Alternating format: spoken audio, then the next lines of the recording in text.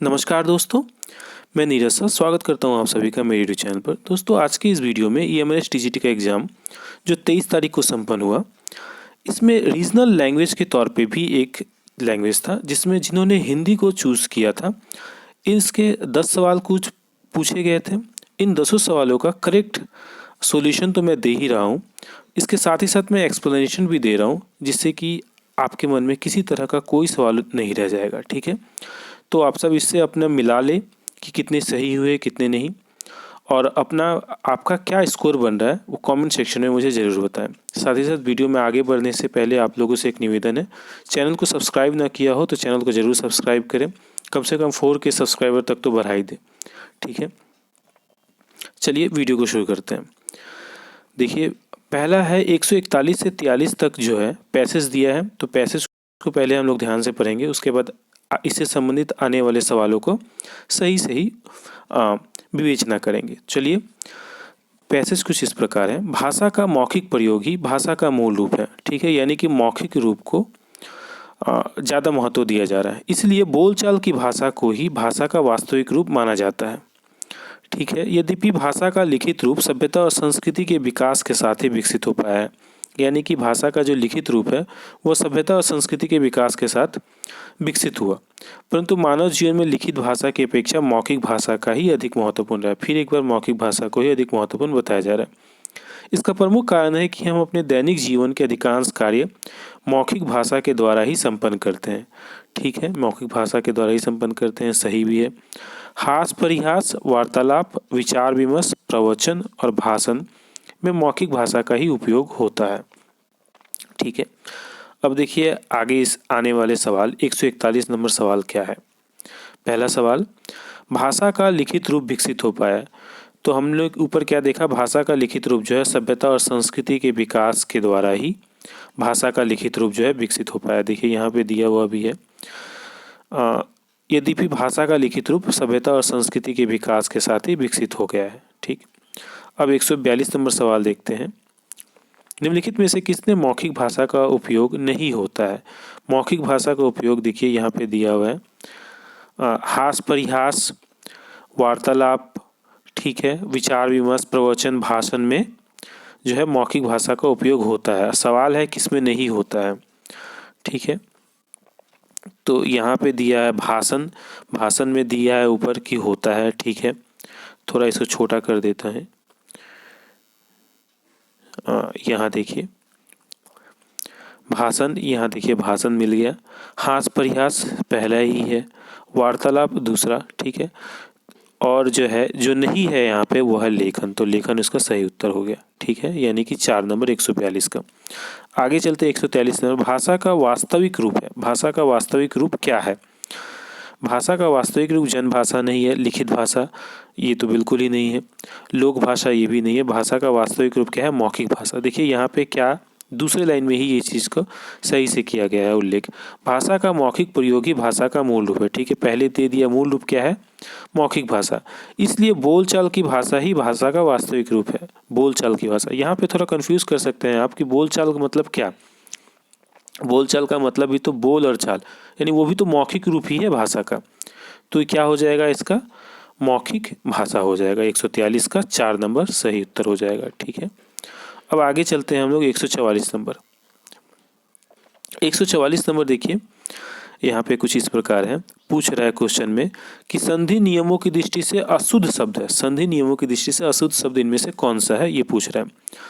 पहला ऑप्शन देखिए क्या है, दुरावस्था, इसका क्या हो जाएगा, दुह जोरावस्था विसर्ग संधि। ठीक है, दूसरा है जगत गुरु, जगत गुरु, जगत जोर गुरु। ठीक है, ये भी सही है। उपयुक्त, उपजोर युक्त। ठीक है, ये भी सही हो जाएगा। अच्छा, अनधिकार ये जो है ये गलत हो जाएगा, क्यों, क्योंकि अनजोर अधिकार हो जाएगा इसका, अनजोर अधिकार। इसका मतलब क्या हो जाता है कि यहाँ पे अनाधिकार अगर होता तो वो सही हो जाता, यानी कि आकार की मात्रा छूट गया। बहुत ही माइनर सा ट्विस्ट है, और यही उत्तर जो है कंफ्यूज करने के लिए दिया गया है, यही सही हो जाएगा।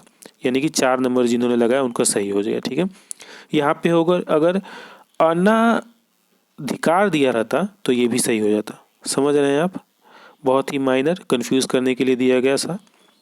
चौथा सही है, अंधकार। ठीक है, क्योंकि ये अशुद्ध है, व्याकरण की दृष्टि से संधि नियमों के। ठीक है, आगे बढ़ते हैं। 145 नंबर सवाल देखते हैं। ये रहा 145 नंबर सवाल। अनेक शब्दों के लिए एक शब्द का उपयोग करना है। ठीक है, अनेकार्थी जो कहते हैं।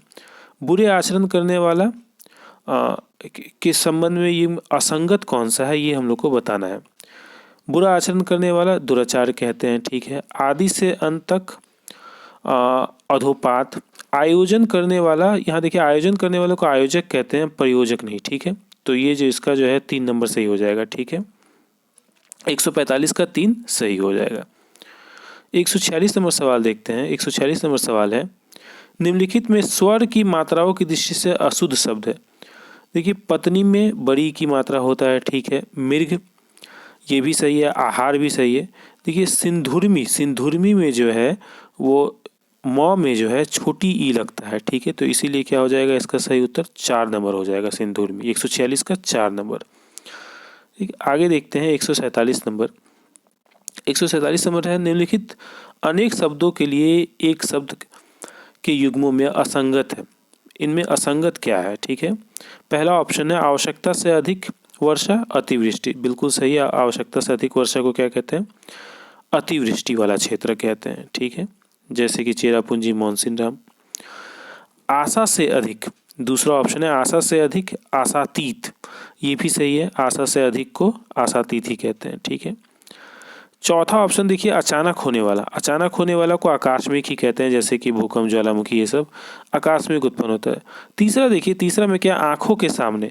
आंखों के सामने प्रत्यक्षदर्शी, ये सही भी है, पर यही यहाँ पे जो है असंगत उत्तर में सबसे सही मिलता है। आंखों के सामने को प्रत्यक्ष कहते हैं, प्रत्यक्षदर्शी यहाँ पे दिया गया है। ठीक है, तो ऑप्शन सी सही होगा।